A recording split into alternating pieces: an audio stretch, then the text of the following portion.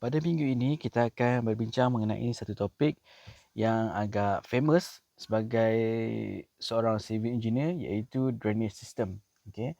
Dalam drainage system, dia merupakan salah satu kerja-kerja infra bagi sesuatu kawasan yang telah kita bangunkan. Contohnya untuk satu kawasan perumahan, kebanyakan perumahan mesti wajib mempunyai sistem peparitan, kerana bila kita bangunkan satu kawasan, kawasan tersebut telah menjadi dipanggil tak telap air lah, ataupun dipanggil impermeable layer. Sebelum ni permeable layer kalau kawasan hutan ataupun kawasan yang sebelum kita lakukan pembangunan, kemungkinan kawasan tersebut adalah kawasan hutan ataupun kawasan yang mempunyai kawasan hijau yang tinggi lah.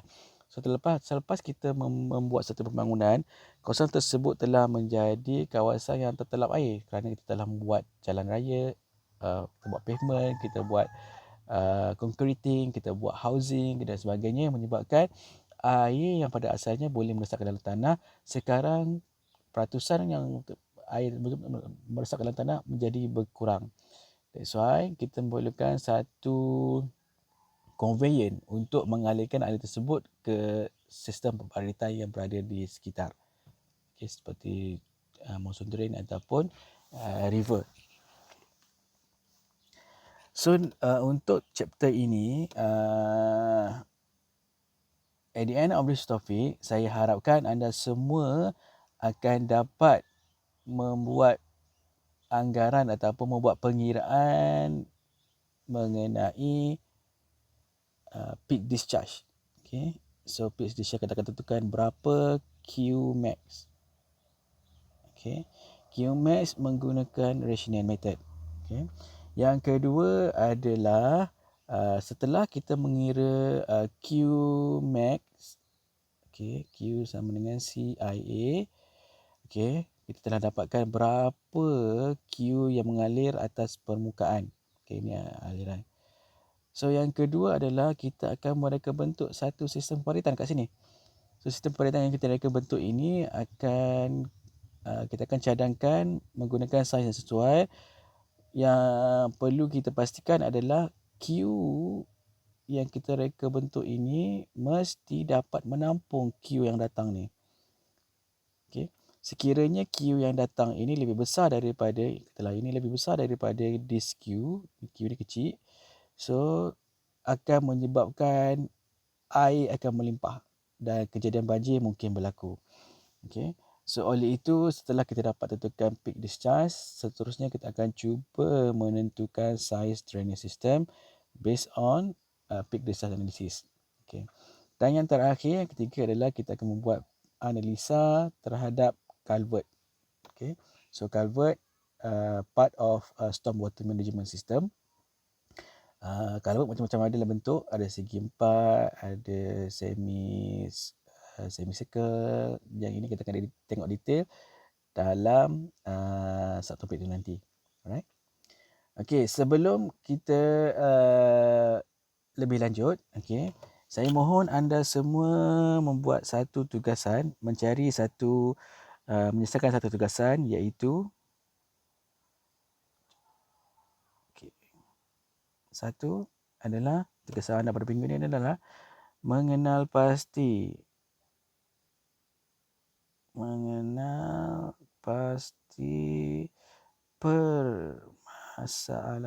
permasalahan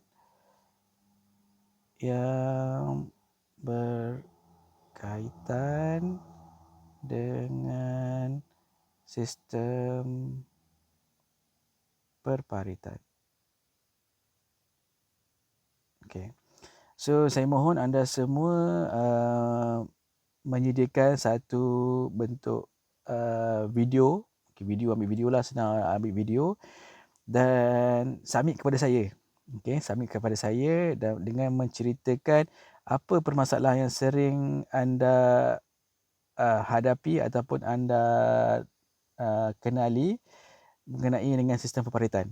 Okay, yang sering berlaku di Malaysia. Apakah permasalahan? So nanti kita akan bincangkan dan bagaimana cara mengatasi. Okay.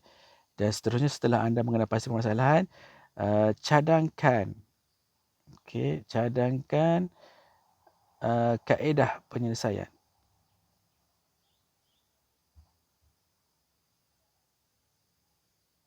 Okay, alright. So, saya mohon anda semua cari apa permasalahan mengenai sistem dan cadangkan kaedah penyelesaian yang anda boleh yang anda jangka dapat mengatasi permasalahan yang anda utarakan. Right? So, ini adalah tugasan pada minggu ini. So, saya mohon anda semua menyediakan dapat menyiapkan tugasan ini dan membuat satu video lah. Tak payah type. Anda rekod kat mana-mana pun tak ada masalah. Anda rekod video dan hantar kepada saya. Right?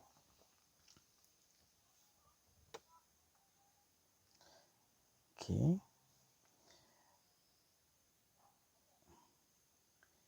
Okay, sebagai pengenalan.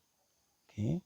So, bagi pengenalan, sistem peparitan semasa construction dan selepas construction dia ada kita selalunya kita akan membuat ataupun mereka bentuk dua sistem peparitan inilah. Semasa construction selalunya kita akan membuat satu sistem peparitan temporary yang dikenali sebagai a drain. Ini contoh a drain. Okay, ini a drain.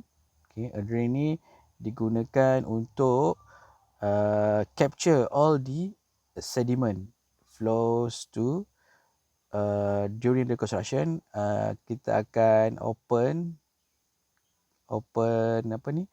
kawasan tersebut, kita cut semua dan kita ratakan kawasan tersebut. Selalunya the soil exposed to the rain. So bila soil exposed to the rain dan bila ada hujan berlaku, so kalau dia expose tanpa hujan tak akan berlaku sedimen lah. Okey, so dan bila expose soil dan juga ada hujan menyebabkan berlakunya sedimen.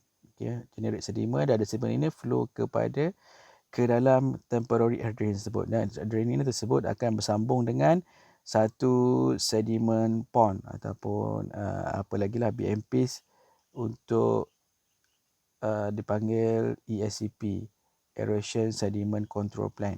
Semula dekat sini ada satu sedimen pond lah. Tujuannya adalah untuk temporary drain ini adalah untuk mengelakkan kawasan pembinaan dilanda banjir. Satulah dilanda banjir. Elak dilanda banjir. Yang kedua adalah untuk mengurangkan sedimen. Okey, mengurangkan sedimen. Okey, mengurangkan sedimen.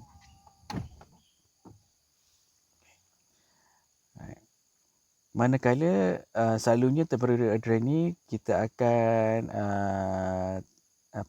demolish dia selepas projek hampir siap dan kita akan gantikan dengan permanent drain. Okay, permanent drain.